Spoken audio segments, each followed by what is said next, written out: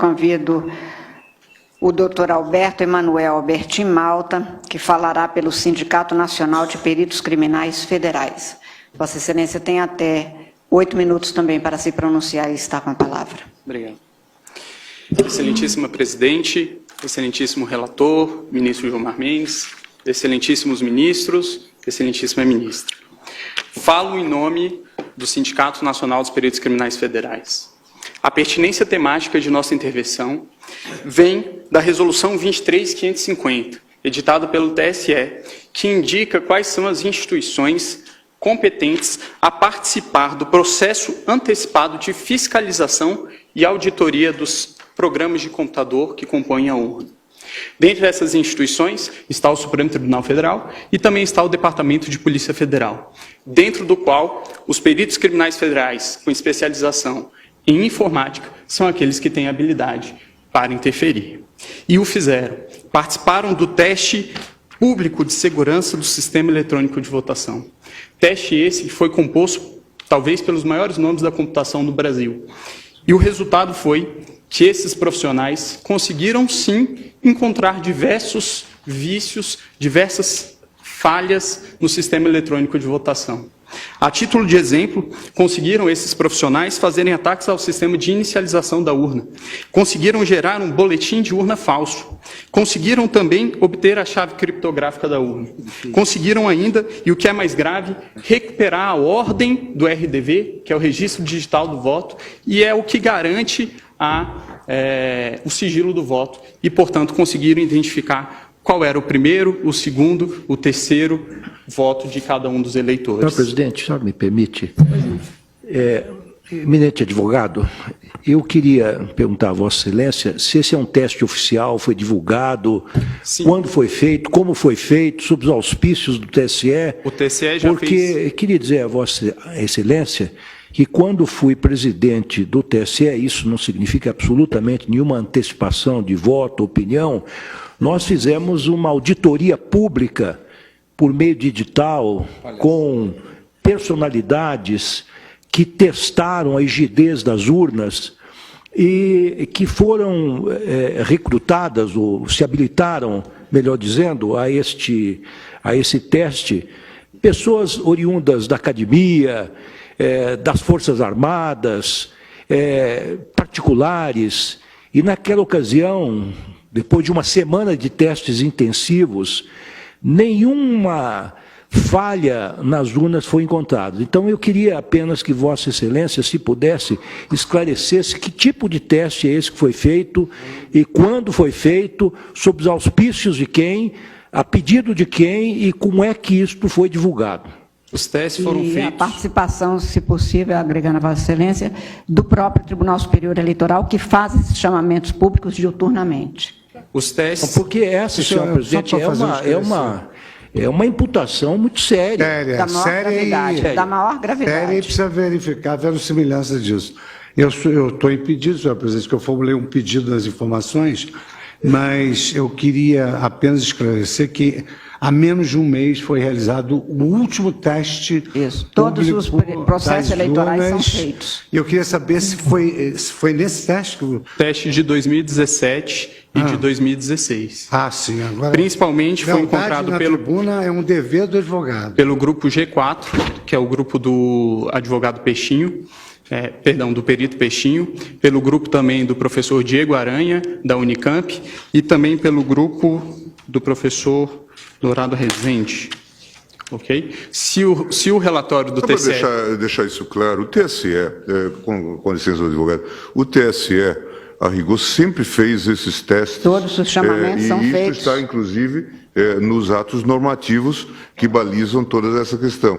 E houve, de fato, e o tribunal sempre chamou, na verdade, chama os melhores hackers, os melhores peritos, para fazerem esse teste em nome da segurança do sistema. E depois faz o reteste, de modo que isto, neste caso, inclusive, o tribunal reconheceu o trabalho do professor Diego Aranha, que conseguiu progresso, mostrou falhas e depois houve a reprogramação. De modo que isso é absolutamente normal e só mostra a seriedade com que o TSE tem-se havido nesse tipo de matéria. É absolutamente rotineiro isso que se faz. Mas só para efeito de... Zé, é que Eu essa é uma agradeço afirmação até que está sendo feita da tribuna é muito séria. o questionamento realmente. do ministro Lewandowski, exatamente porque talvez as pessoas não saibam que estes testes são feitos a cada período, publicamente, com chamamento público e dado a público, inclusive, todas as informações relativas,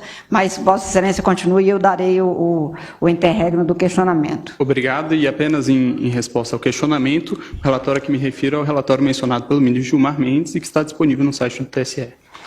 A minha indagação, o último reteste feito é de 2018, esses dados? 2017. 2017. 2016, 2009, 10, 16 e 17. Mas, a despeito de tudo isso, os peritos criminais não estão aqui para um retrocesso. Os peritos criminais reconhecem, com certeza, os grandes avanços que foram conquistados pela urna eletrônica. E é bom que fique bastante claro que a impressão do registro de voto não é um adeus ao voto eletrônico. O voto eletrônico permanece sendo um voto eletrônico, apenas com mais um mecanismo de auditoria. E aí é importante trazer quais são os 3 principais pontos que são indicados como as auditorias possíveis e viáveis em uma situação como essa. Indica os técnicos responsáveis pela elaboração do sistema que o RDV seria o registro digital do voto, seria um mecanismo para se apurar, se embaralhar os votos e se apurar a quantidade de votos. É bem verdade, mas esse sistema, o RDV, apenas permite apurar se foi adicionado ou excluído algum voto, e não se o voto foi registrado devidamente como o eleitor confirmou no momento que apertou o botão. O boletim de urna, do mesmo modo, ele permite sim uma auditoria, mas ele permite a auditoria da conferência conquistada escrito no boletim de urna com os resultados que foram apresentados no site do Tribunal Superior Eleitoral. Mas ele não permite, novamente, se verificar se o voto foi registrado de maneira adequada.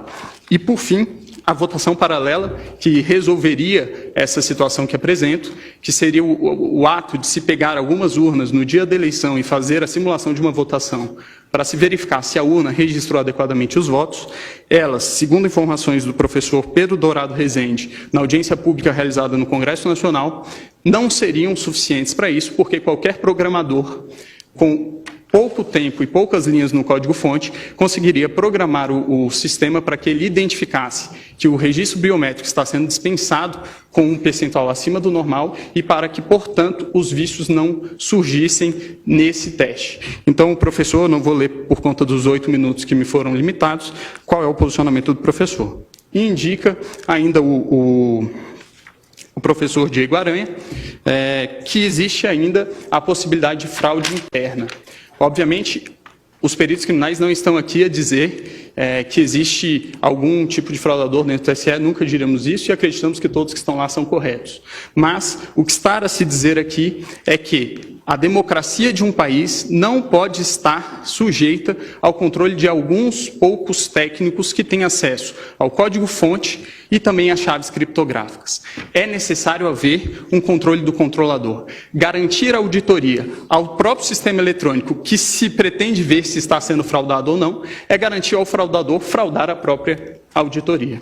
Então, a impressão do voto, ele permitirá que, em eventual situação de dúvida a respeito da rigidez do processo de escrutínio, possa haver efetivamente uma auditoria.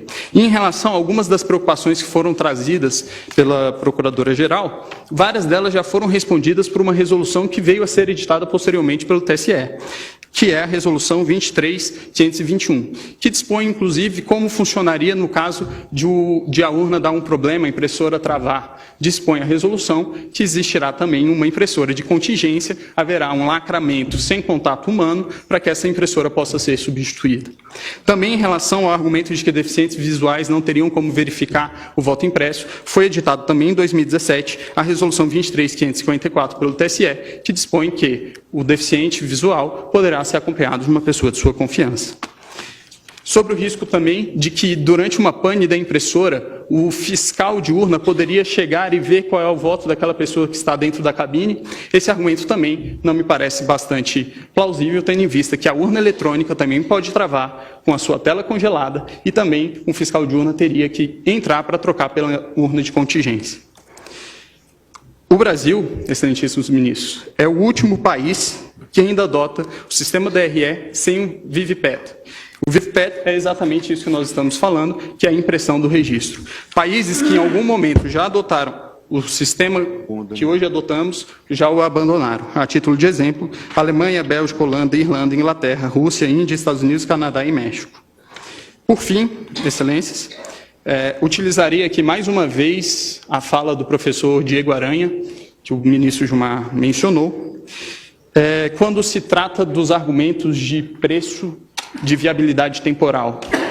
E aí eu vou tomar a liberdade de ler nesses meus últimos minutos. Diz o professor: é inegociável a existência de um registro físico para fins de transparência. Em situações de vitórias cada vez mais apertadas, não se pode ter dúvida sobre o resultado correto das apurações. Sobre a questão orçamentária, eu gostaria de finalizar dizendo que a possibilidade de auditoria de uma eleição não deveria ter preço. Esse é o requisito de qualquer eleição, provar para os participantes que o resultado é acurado e honesto. Isso não deveria ser negociável. A discussão, se não é possível acomodar no sistema atual brasileiro, para que ele possa ser transparente, inverte completamente a sequência lógica das coisas. Transparência é um requisito. E ainda em relação ao preço, são vários os exemplos que podem ser encontrados na rede mundial de computadores de gastos semelhantes com coisas que, acredito eu, não tragam tantos benefícios à democracia do país. A título de exemplo, o governo federal gastou 800 milhões de reais em publicidade no ano de 2017. O valor estimado para a impressão do voto, é de 2 bilhões de reais. Por fim, inexiste inconstitucionalidade no dispositivo. O dispositivo, a nosso ver, apenas torna mais constitucional o estado de coisas constitucional que já existe, e é nesse sentido que os peritos criminais federais requerem que seja julgado improcedente os pedidos da inicial. Agradeço a atenção de todos.